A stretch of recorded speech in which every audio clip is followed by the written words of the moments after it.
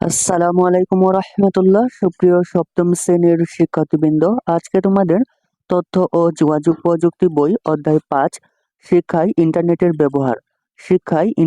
ব্যবহার পৃষ্ঠা 71 থেকে 72 এর নমুনা প্রশ্নের উত্তর সম্পর্কে আলোচনা করব। প্রিয় শিক্ষার্থী, চলো শুরু করা যাক।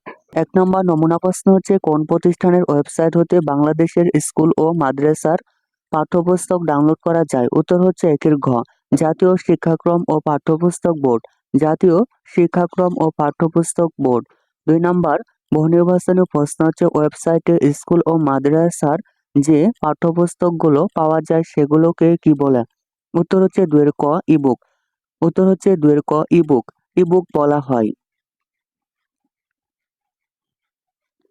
3 নম্বর প্রশ্ন হচ্ছে, ইন্টারনেটের সাহায্যে। উত্তর হচ্ছে 3 ঘ।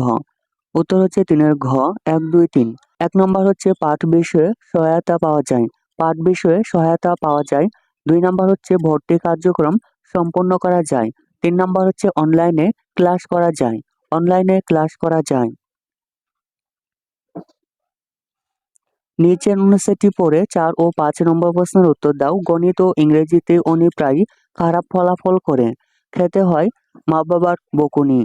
প্রথাগতভাবে গণিত শিখতে তার ভালো লাগে না। আনন্দের সাথে সে গণিত শিখতে চায়।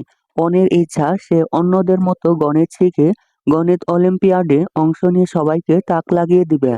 4 নম্বর প্রশ্ন হচ্ছে, অনি তার সমস্যার সমাধানে সাহায্য পেতে পারে। উত্তর হচ্ছে 4 ঘ।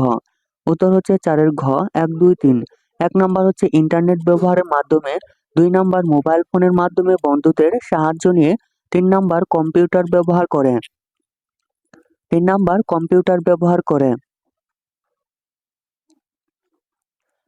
পৃষ্ঠা 72। 5 নম্বর প্রশ্ন হচ্ছে, অনির জন্য গণিত শেখার সবচেয়ে সুবিধাজনক ওয়েবসাইট কোনটি?